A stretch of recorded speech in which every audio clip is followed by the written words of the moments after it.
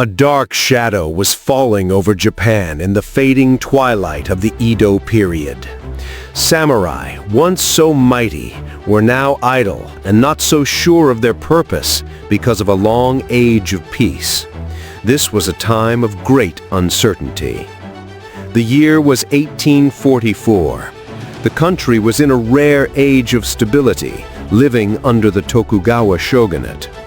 But behind the scenes, corruption was festering. The fragile order of the realm was trembling at the whims of one man. His name was Lord Naritsugu Matsudaira, half-brother of the shogun himself. Naritsugu was a man of great privilege and unspeakable cruelty. Where others saw duty, he only saw opportunity for sadistic pleasure. His crimes were whispered about with much dread. Villagers slaughtered for sport, women violated and mutilated, retainers murdered for his own amusement. A loyal samurai knelt in solemn silence, drew his short blade, and did seppuku, ritual suicide, to protest the evil that Naritsugu represented. It was a very shocking image. This image immediately told us something was rotten at the very core of society. But Naritsugu was not punished. On the contrary, he was about to be elevated, given a seat on the shogun's council, where his cruelty could dictate the fate of the entire nation. But there were still men of honor willing to resist. Sir Doi, a senior shogunate official, saw the great danger.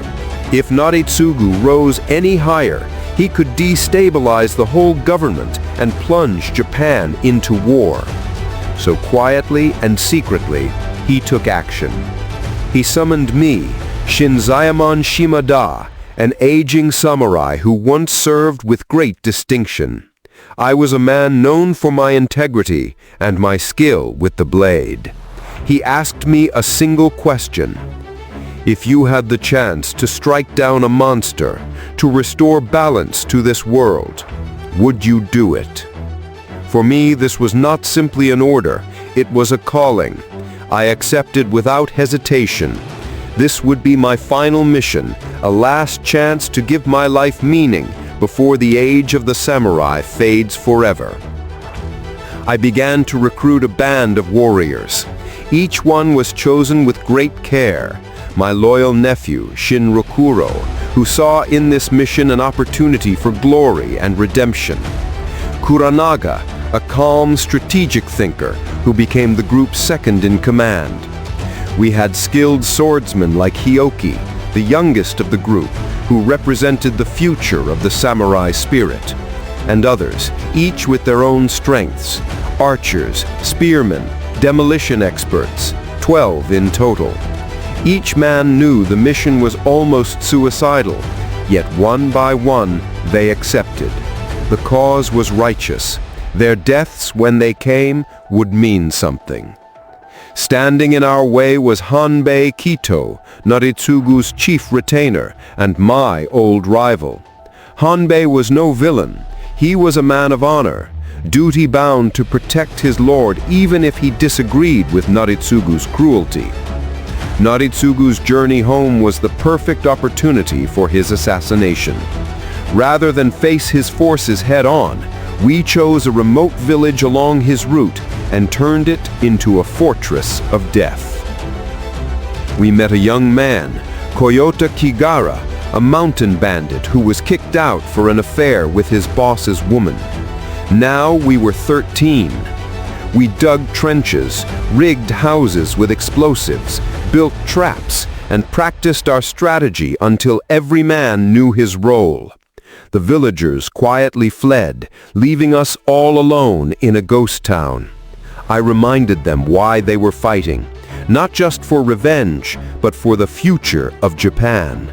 This was their duty, their chance to end an age of cruelty with a single strike. At last, the moment arrived. Naritsugu's entourage, more than 200 men strong, marched into the village. At first, all seemed very quiet. Then the traps were sprung. Explosions ripped through the streets, barricades slammed shut behind them, arrows rained from the rooftops. The village transformed into a living nightmare, designed to funnel Naritsugu's men into kill zones. Samurai clashed in narrow alleyways, swords flashing in a blur. Spears impaled riders, fire spread across the village. Each one was brutal and personal. We fought with everything we had. Though we were vastly outnumbered, we fought with great precision. Each man was fulfilling his role. One by one, however, we began to fall. Their deaths were not meaningless. Each sacrifice bought time, reduced the enemy numbers, and pushed the mission closer to success. Naritsugu, astonishingly, found great joy in the carnage. Surrounded by death, he laughed. For perhaps the first time, he felt alive. His sadism was laid bare. He was not a man who can be reasoned with. Hanbei, meanwhile, was forced into an impossible position. Torn between his duty to protect his lord and his own personal sense of justice, he fought me in a climactic duel. Our battle was fierce, and when Hanbei finally fell, it was with the great dignity of a true samurai, a man who did what he believed was right until the very end. At last, I faced Naritsugu. He stabbed me, and I stabbed him back. The lord was wounded and disheveled, but still smiling. He had finally felt excitement for the first time in his privileged life. I did not flinch. With a final strike, I executed Naritsugu, an act of not vengeance, but of justice. When the dust settled and I drew my last breath, only one assassin remained alive. He walked away slowly, limping through the ruins of the village. Our mission was completed. Japan will never know our names. Our victory was secret, our sacrifice uncelebrated. But we had done what we set out to do. We rid the nation of a monster and preserved peace, at least for a little while longer.